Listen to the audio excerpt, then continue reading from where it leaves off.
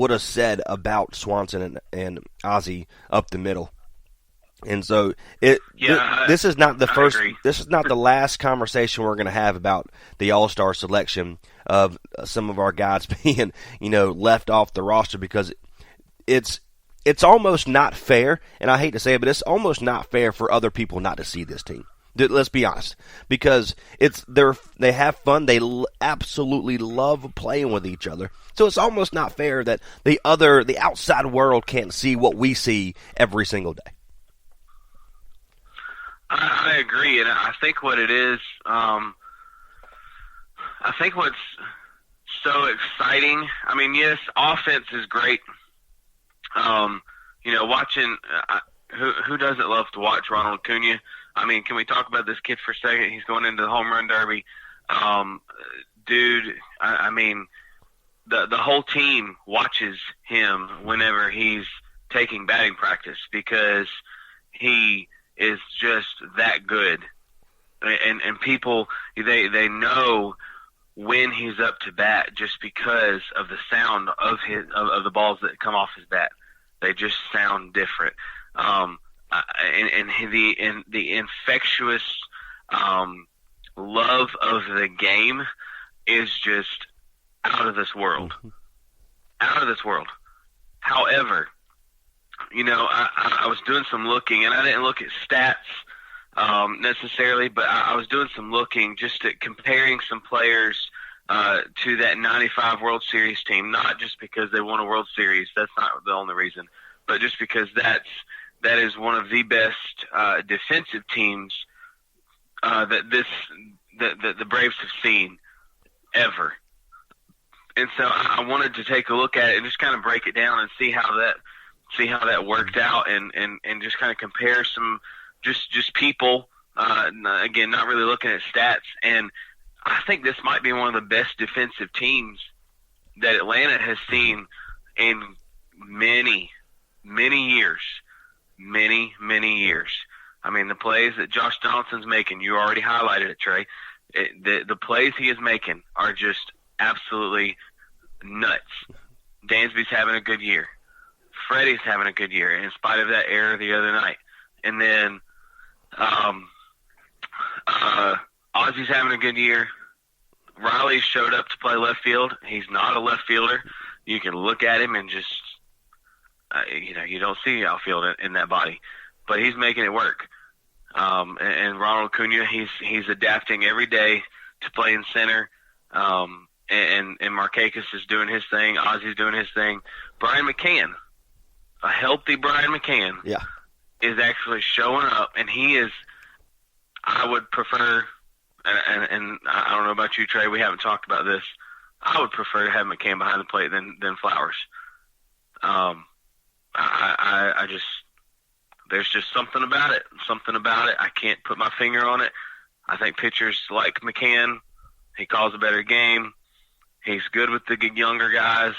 So I think that this team, what makes them so fun, what you were talking about, how it's a shame that most people don't get to watch this team anymore because they don't live locally. They're not on TBS.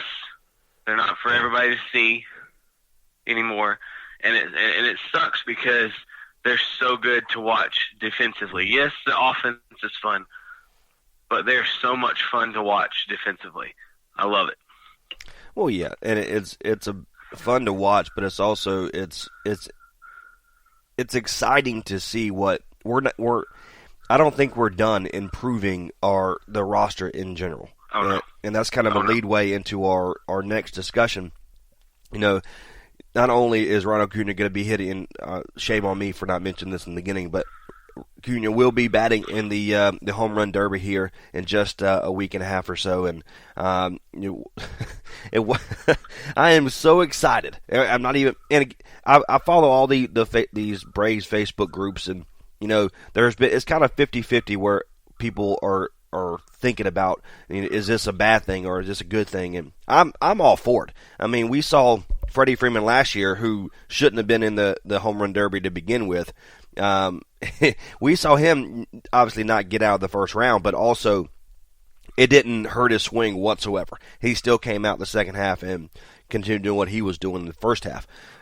So with Acuna, I think it's going to be. I don't know if he's going to win or not, because you have the likes of the Alonso kid from the Mets, who I think is going to be just terrific to watch.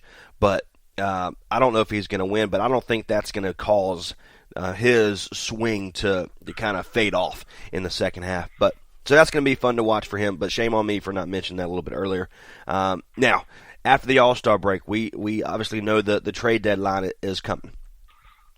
Before I give you my kind of opinion on this, what is your opinion about what we're going to do, who we're going to trade away? How do you feel that's going to work out for us?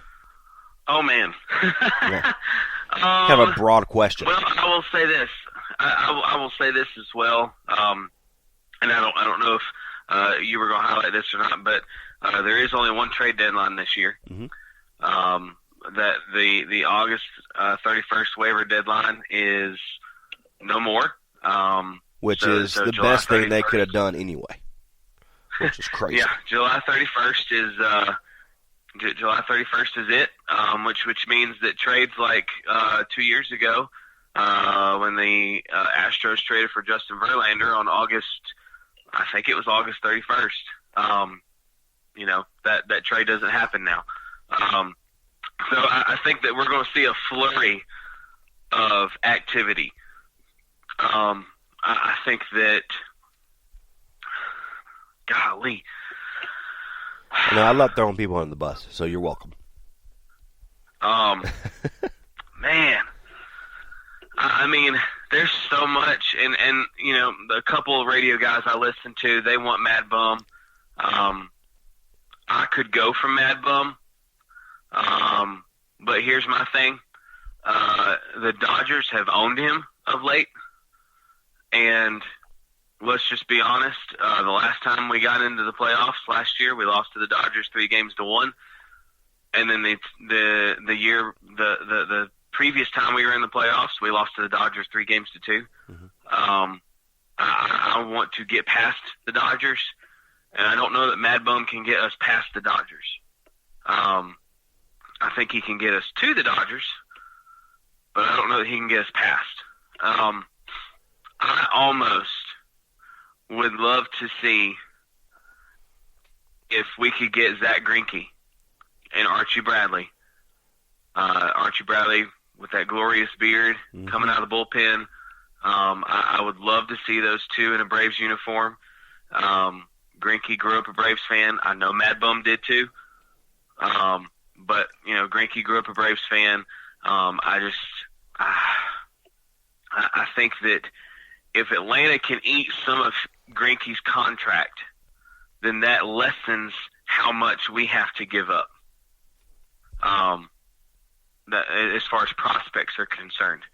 And we already know that Arizona likes to wheel and deal. Thank you very much for Ender Inciarte and Dansby Swanson. Granted, now that was a different regime, front office regime, but still, I would like to see them go and get those two. And then as far as the closer is concerned, I know everybody's butthurt about Craig Kimbrell, but it was. I'm glad to know that they made a run for him. Glad to know that we almost got him. I'm glad to know that it was down to us and the Cubs. That's very reassuring. But I do think that the one guy that would set our bullpen over the top as far as closers are concerned would be Raisel Iglesias in Cincinnati. He's been rumored to us before. We were rumored to possibly be interested in him last year, in the off season, all that type of stuff. But I think that Raisel Iglesias with that 97 mile per hour fastball and 6 slider, he's already a closer. He's basically Luke Jackson, but already a closer. He's been closing for 2 or 3 years. He's already got several, about 50 to 60 saves under his belt, I believe, in his career. So I would like to see Raisel Iglesias be traded for Zach Greinke and Archie Bradley, and maybe one other starting pitcher, but I don't know who that would be. If Mike Fultonevich can go down and get his mind straight and get his arms straight, because that was part of the problem as well with his early season injury, I would like to maybe view a resurgent Mike Fultonevich as a acquisition as well. I don't know that we need to do anything else outside of Zach Greinke as far as the starting rotation is concerned. I think we're actually fairly decent there. We just need people to start, producing. So, Trey, what do you got? What do you think? Well, I think we could do. I love the acquisitions, or you're talking about with obviously. I mean, if we can get Mad Bum, fantastic, because I think his pedigree inside the postseason is one of the best of all time. That's not the first time you've heard that exact same quote.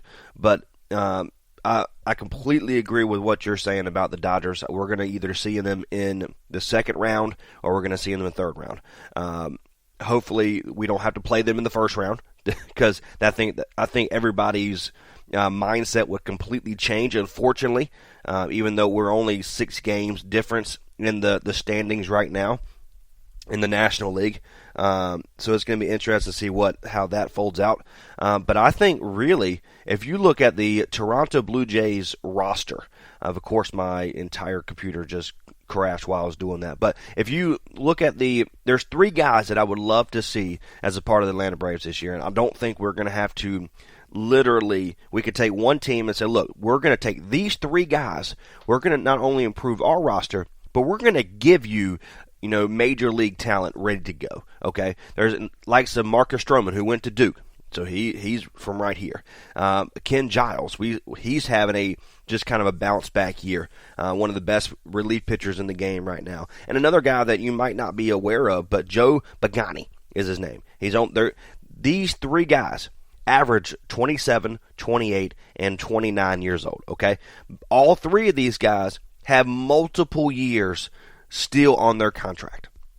So we're not just going to get a one rental guy from the last couple months of the season, but a Marcus Stroman, a Ken Giles, and a Joe Pagani. I really do believe with the roster that we have, we can give them an Ender Inciarte, that a center fielder that they need, a leadoff guy that they need.